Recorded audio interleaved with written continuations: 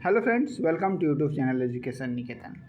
आज के हम इस वीडियो में यूपी पीसीएस 2019 और 20 के मार्कशीट एनालिसिस करेंगे और 20 से लगभग 25 मार्कशीट के माध्यम से जानने की कोशिश करेंगे कि जीएस पेपर 1, 2, 3 और 4 में मार्किंग पैटर्न क्या रहा है और जो मानकीय विषय हैं और जो साइंस सब्जेक्ट हैं वो ऑप्शनल के रूप में उनमें मार्किंग पैटर्न किस तरीके का रहा है। तो चलिए शुरू करते हैं। इनका ऑप्शनल पेपर ज्योग्राफी है और ज्योग्राफी पेपर 1 में जहाँ इन्हें 80 अंक प्राप्त हुए हैं, वहीं पेपर 2 में इन्हें 103 अंक प्राप्त हुए हैं। अगर हम इंटरव्यू की बात करें तो समानतः इस बार इंटरव्यू में नंबर कम मिले हैं, यानी 60% से अधिक नंबर लाने वालों बच्चों की संख्या बहुत सीमित है। अगर हम इनके जीएस पेपर की बात करें तो इन्हें जीएस पेपर 4 में जहां 101 मार्क्स मिले हैं, वहीं बाकी 3 पेपर में 100 से कम अंक प्राप्त हुए हैं। ऐसे में इस बार सामान्यतः 80 से लेकर 100 के बीच में अंक प्राप्त हुए हैं।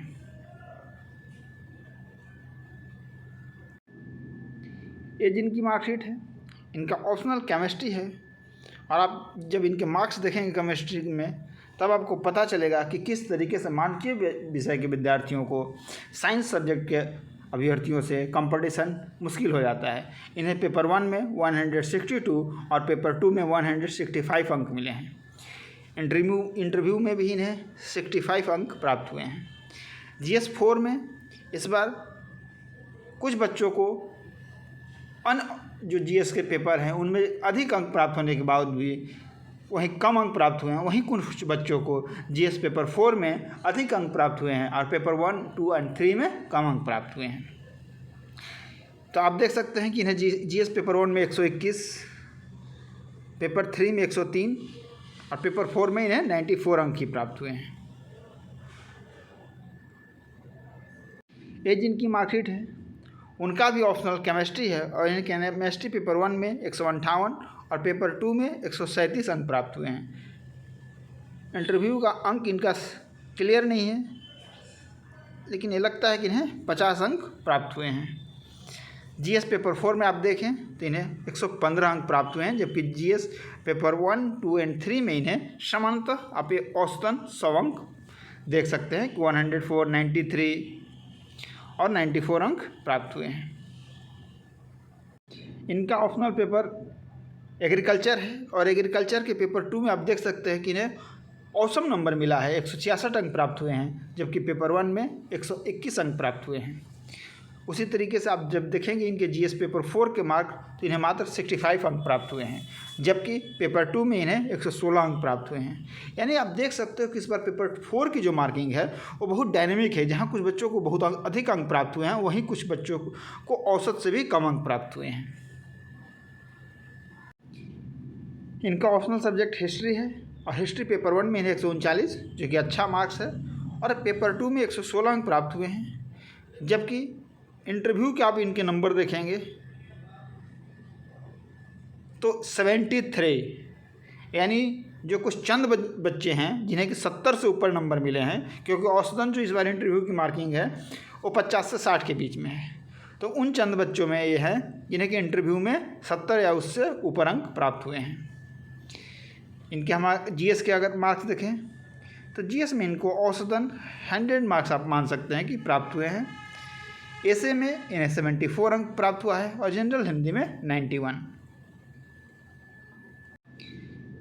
ये ज्योग्राफी ऑप्शनल की मार्कशीट है। इन्हें पेपर 1 में 104 और पेपर 2 में 82 अंक प्राप्त हुए हैं, जबकि इन्हें भी आप देखेंगे कि जीएस पेपर 4 में 78, क्योंकि जीएस पेपर 4 को बहुत बच्चे लाइटली लेते हैं। आप अंक देख के समझ गए होंगे कि जीएस पेपर 4 के लिए भी उतना ही मेहनत करने की ज़रूरत है जितने पेपर 1, 2 और 3 के लिए। ये जिनकी मार्कशीट है इनका भी ऑप्शनल ज्योग्राफी है।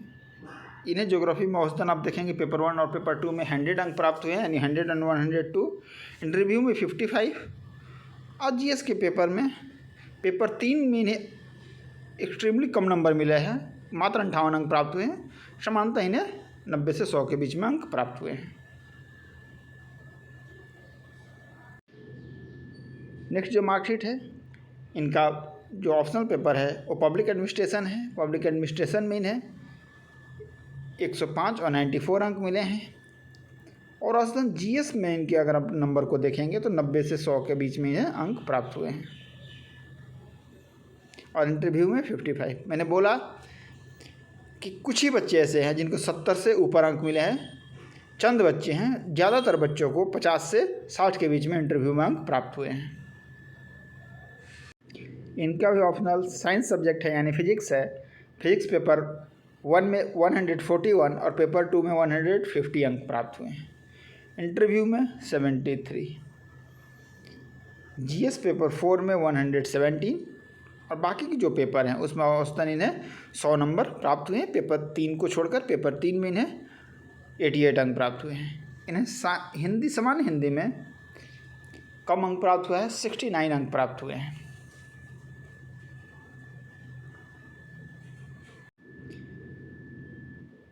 इन्हें हिंदी में 88, ऐसे में 83 और जीएस पेपर 1 में अब समानता देखेंगे तो इन्हें 80 से लेकर 90 के बीच में अंक प्राप्त हुए हैं। ज्योग्राफी पेपर 1 में 103 और पेपर 2 में 97 अंक प्राप्त हुआ। इनका इंटरव्यू कॉल नहीं हुआ था। इनका भी ऑप्शनल ज्योग्राफी है और ज्योग्राफी के पेपर 1 में 112 और पेपर 2 में 89 प्राप्त हुए हैं। इंटरव्यू में इन्हें 55 अंक मिला है। और जीएस के पेपर में समानता इन्हें 100 से के अंक के आसपास में नंबर मिले हैं, जबकि जीएस पेपर 2 और पेपर 3 में इन्हें कुछ कम अंक प्राप्त हुए हैं।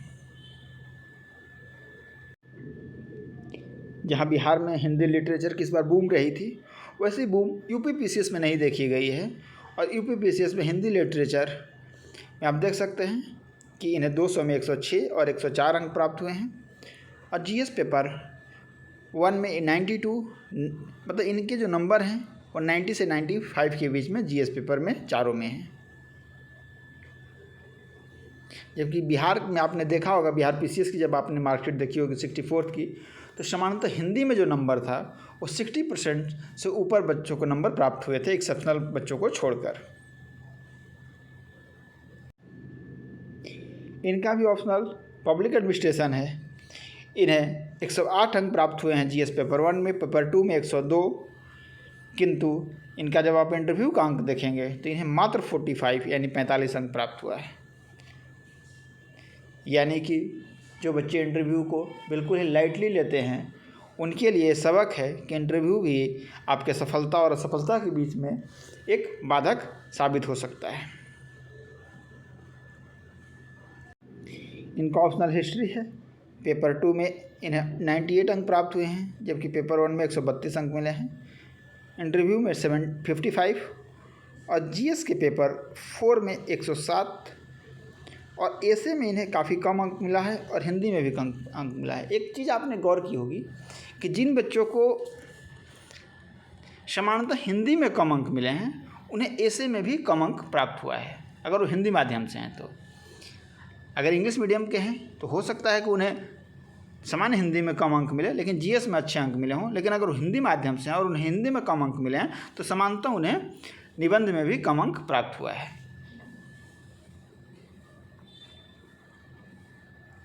इस बार जैसे कि 2018 में आपने देखा होगा कि संस्कृत के कुछ मार्कशीट सर्कुलेट हुए थे जिसमें काफ़ी अधिक अंक प्राप्त हुए थे, उस तरीके के मार्कशीट अभी उपलब्ध नहीं है। तो संस्कृत में इस बार की मार्किंग क्या रही है। और दूसरी बात, जो बीपीएससी में गणित का सब्जेक्ट ने चमत्कार किया था कि बच्चों को 300 में 280 अंक मिले थे, तो मैथमेटिक्स ऑप्शनल के रूप में यूपी पीसीएस में क्या परफॉर्मेंस रहा है, इसके बारे में भी मार्कशीट अभी उपलब्ध नहीं है।